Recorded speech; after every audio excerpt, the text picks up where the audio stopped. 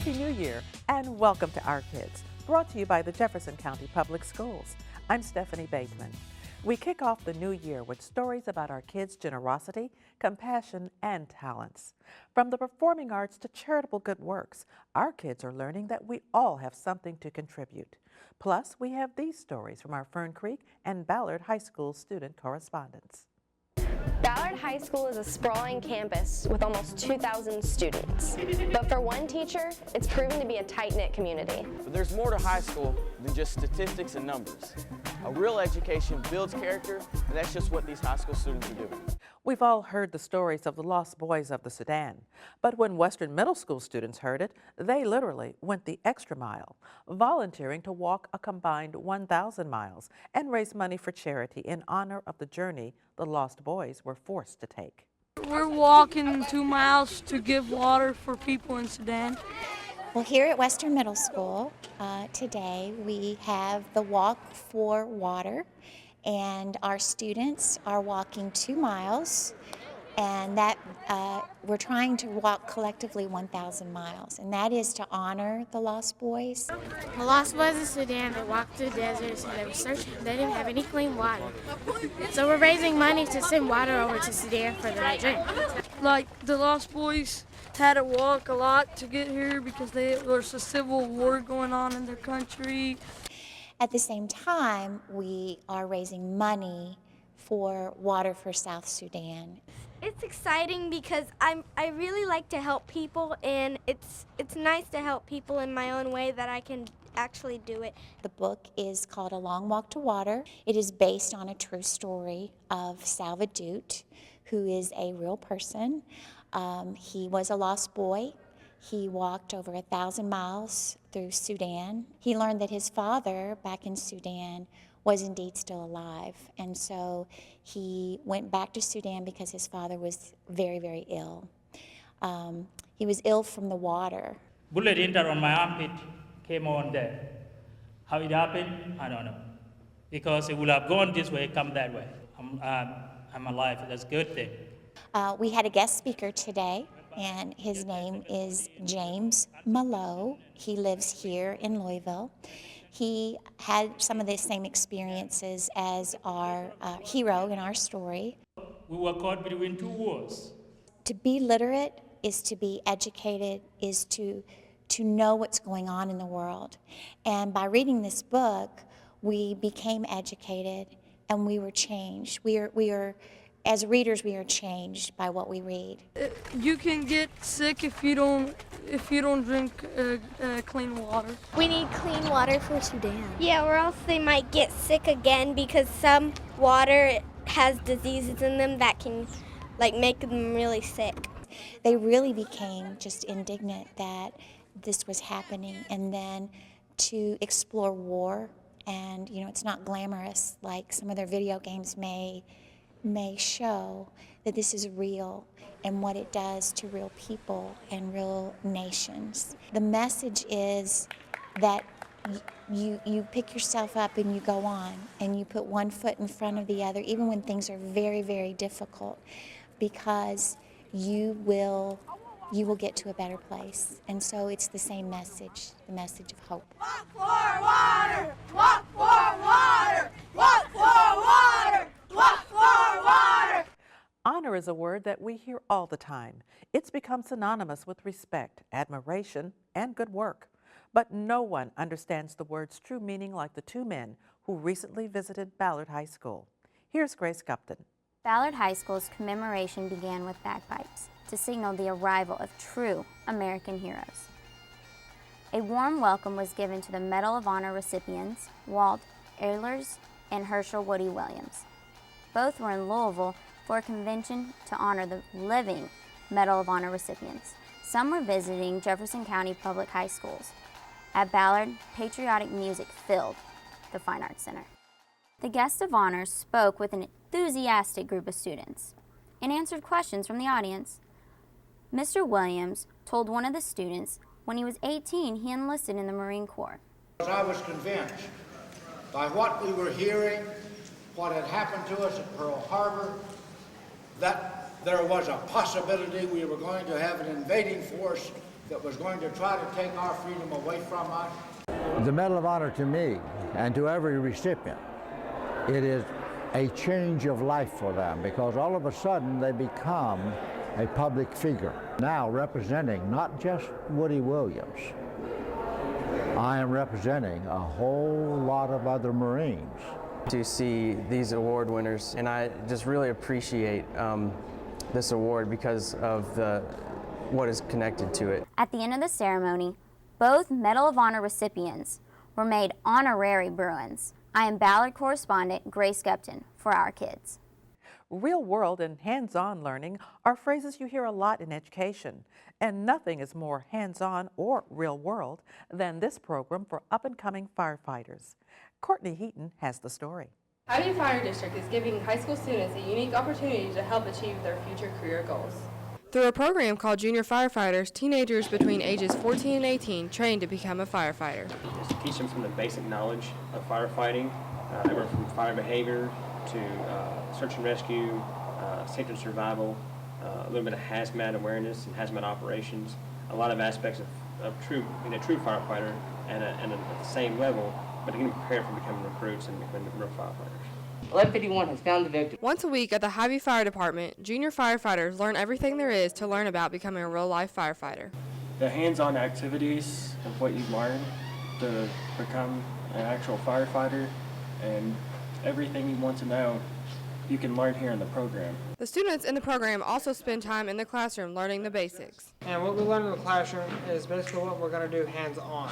Go! The junior firefighting program has been an ongoing program since 2001. Numerous teenagers have benefited from this program over the past 10 years, and it's very easy to join. I wanted to do this for almost as long as I can remember. Not only do they love being a junior firefighter, they also can't wait to become a real one too. For Our Kids, I'm Fern Creek correspondent Courtney Heaton. Elizabeth Epstein, a student at Jeffersontown High School, is truly one of a kind. She has the distinction of being the only Kentuckian selected as a member of the marching band that will perform at the U.S. Army All-American Bowl Game halftime show. I'm very excited. I'm really nervous, though, too. It's just a big honor. Well, today we've got a student that's being honored for her participation in the U.S. All-American marching band. Not just anyone can be a soldier, and not just anyone can be a U.S. Army All-American. To become either, it takes mental, emotional, and physical strengths that few possess and even fewer employ. Now, it is my privilege and honor to announce that Elizabeth Epstein has been selected as the 2012 U.S. Army All-American. They officially made me part of the United States Army All-American Marching Band. She's the only student in all of Kentucky this year that's been chosen too, so it'll be an all-expense-paid trip to San Antonio. During the U.S. Army All-American Bowl, we play during halftime. I play the clarinet, have been since 3rd grade. Started playing it, honestly, to get out of class, but ended up loving it. So being in the ROTC program helped me be in the U.S. Army All-American Marching Band because of the leadership skills I've learned. Oh, this is great. You can't beat the exposure. I mean, she's going to be on TV along with 124 other outstanding musicians across the country, and it's great. I think it's wonderful that they do this. Don't go away. We've got a lot more stories about our kids coming up. Welcome back. You're watching Our Kids, sponsored by the Jefferson County Public Schools. If you've traveled East Main Street, the landscape looks a lot different around Lincoln Elementary. The school's new performing arts wing is complete, and the Dance Theater of Harlem christened the new Black Box Theater with its first performance. Today, our dream becomes a reality. This is our very first event in our performing arts wing, and we are so excited to have the world-famous dancers from Harlem here to join us today. Dance Theater of Harlem is a ballet company and school where we teach the art of classical dancing to young people just like yourselves from all over the world. Now what we're going to do this morning is just show you part of what goes into the making of an artist. And I'm talking about any artist really, but since we're dancers, we're going to be talking about the dance artist. We had our Lincoln Elementary Performing Arts students as well as students from Western Middle School and PRP High School. We have students who love the performing arts, studying the performing arts, and wish to pursue the performing arts here to open our Black Box Theater. Then the side, then behind the body. That teaches and trains our muscles to move any direction that we want. They just stand on their tippy toes and they just were like hitting the ground. You have to take years and years of stuff to do stuff of like this. The dancers are now going to demonstrate for you a series of movements called supported pirouettes. The most impressive thing was how they did like the triple and the fourth and the lifts.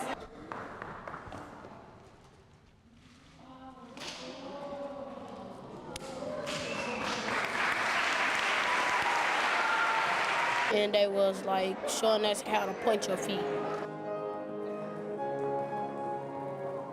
I thought that all of the dancers from Harlem were incredibly gifted dancers. They were wonderful with our students. They answered our children's questions. They helped them to understand what it takes to be a dancer and what it takes really to just stay focused in your life's pursuit.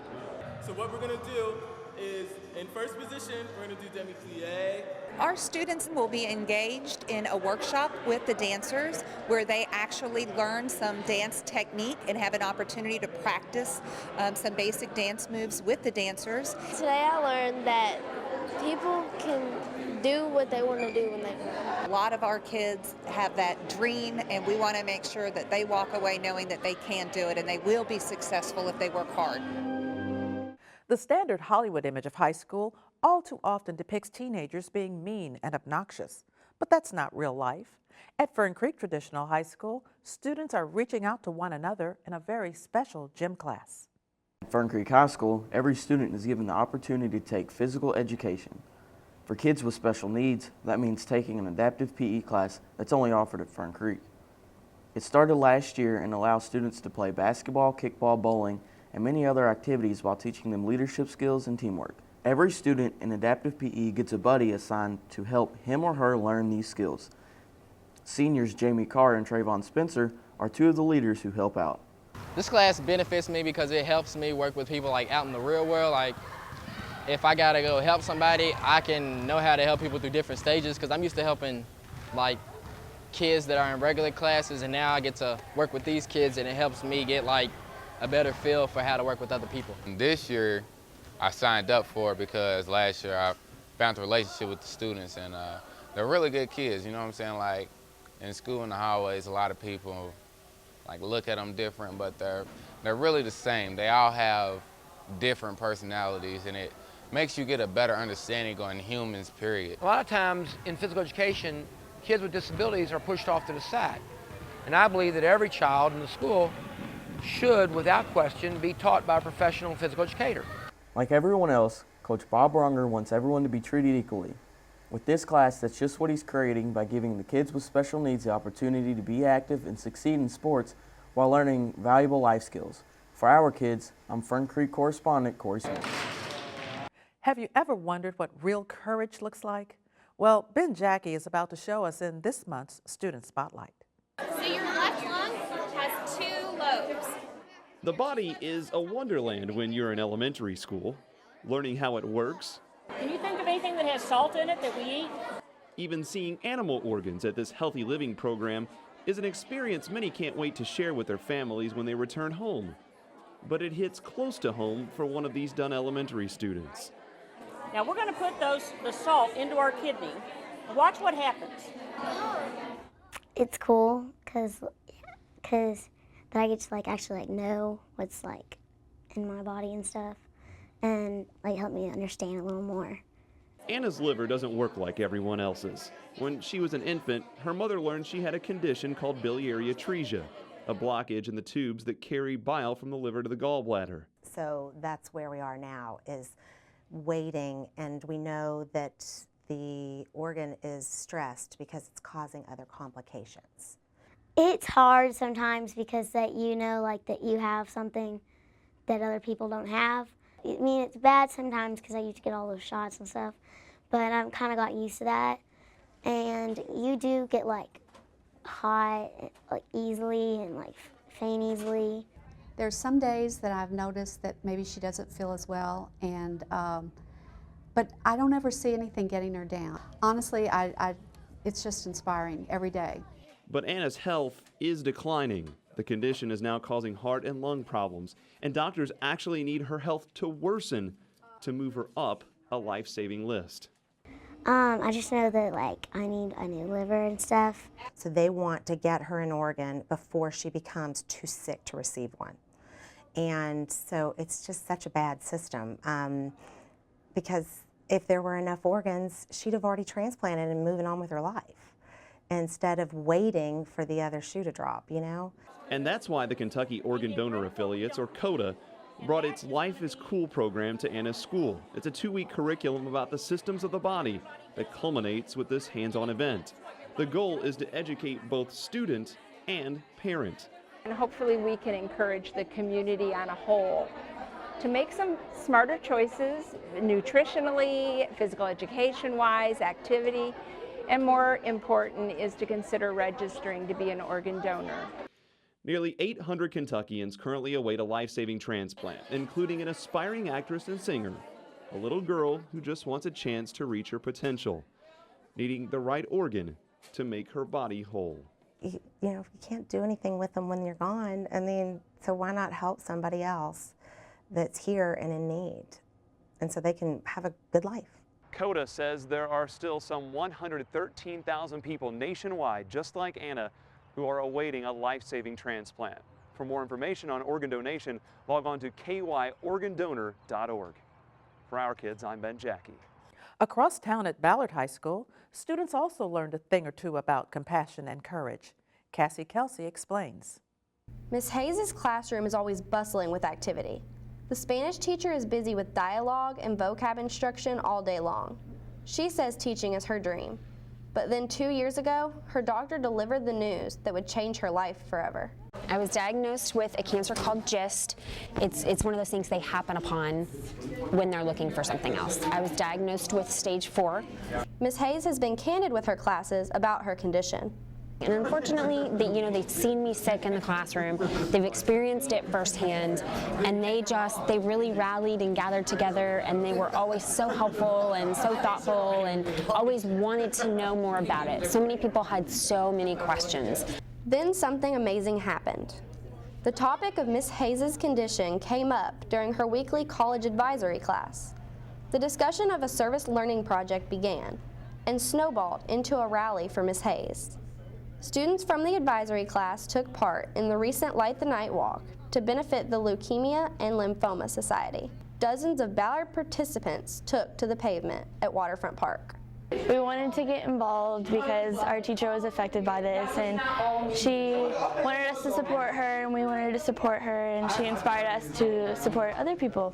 Participating in it and helping in it, it helped me understand what families have to go through every day, the struggles they go through. Ms. Hayes is still teaching while continuing treatment, and her students will never forget the real-world lesson they learned from when they were able to light the night. I'm Ballard correspondent Cassie Kelsey for Our Kids. Students and adults are all at Twitter about Twitter. Melissa Payne tells us why. Over the years, we've stayed connected through phone calls and texting, social media sites like MySpace and Facebook. But now, a new concept in social networking has people tweeting up a storm. First, there was MySpace. Then, there was Facebook. Now, it's a new craze that is sweeping the nation, known as Twitter. Twitter's a new take on social networking, where you don't have to worry about friends, IM messages, or anything else. All you do is just say what's on your mind. I feel like Twitter is better than Facebook because, Facebook is a lot of drama. People always express their feelings, and I think Twitter is just a bunch of random thoughts about certain stuff. Now, with over 200 million users and grossing over to $140 million, Twitter is one of the top new social networking sites around. And it's just a real simple, user-friendly website now. Twitter can be found everywhere from schoolroom computers to phones and iPods, which helps account to its fast-growing numbers. From hashtags and mentions to check-ins and comments, it's amazing how easy it is to keep in touch in the 21st century. For Our Kids, I'm Fern correspondent Melissa Payne. When Our Kids returns, we'll take a trip back. way back to the good old days. Why would one of the district's environmental magnet schools host a Pioneer Day? Well, there were many important lessons to be learned from the early settlers.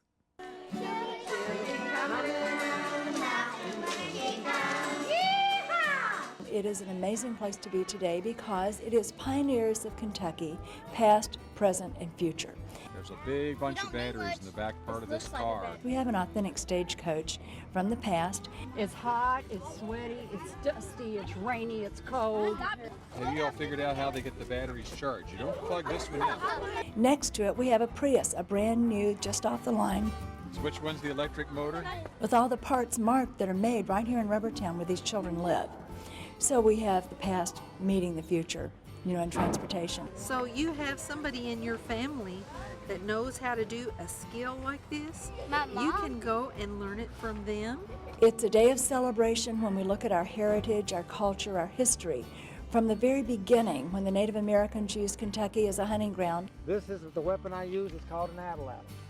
He was just showing you what kind of weapons they used and what tools they had, and he was throwing, I think it's like a type of arrow in a sphere, and it was pretty cool over there too, and everybody was like, my teacher got to do it.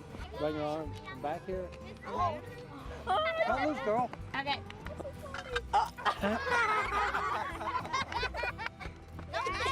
It didn't go very far. Didn't go far, okay. All the way through today, the chemical processes that are going on right across the road from us. And we've done goo. It's like a slime thing. The first thing that I need for you to decide is whether or not you want to make pink slime or green slime. Pour it in, hold the cup with one hand and stir with the other. Remember, no wimpy stirring, but no wild stirring. And tell me what happens. Oh, look at mine!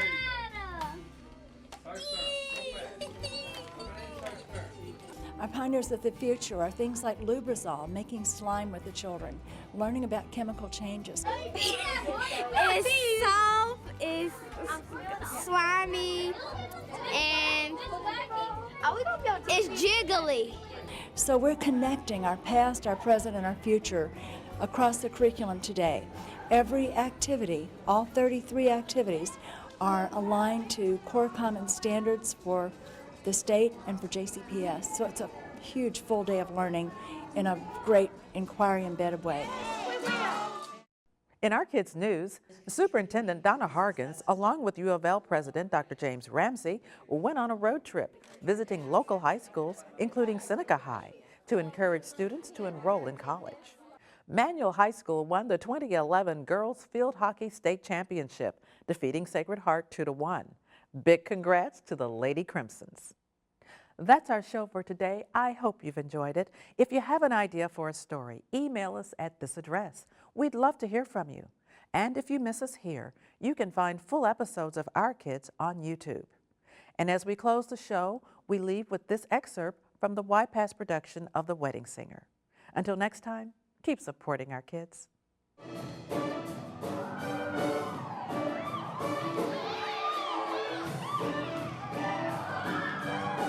My name is Max, and I'm the stage manager for The Wedding Singer.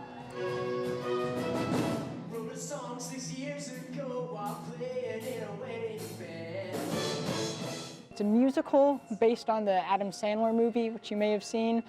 It's about a hopeless romantic whose fiancée leaves him and how he deals with his profession working in the wedding industry after that. My name is Taylor, and I play Robbie Hart in The Wedding Singer.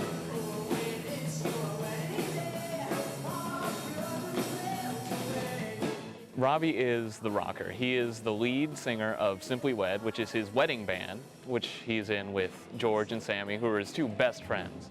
And he is a love-struck guy who loves to play music, and he loves his fiancée. I'm Rachel, and I play Julia.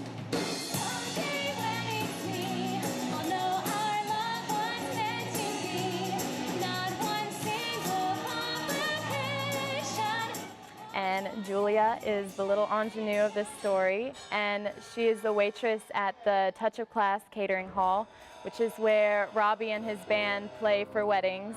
My name is Taylor, and I play Glenn. Glenn is the character that you love to hate.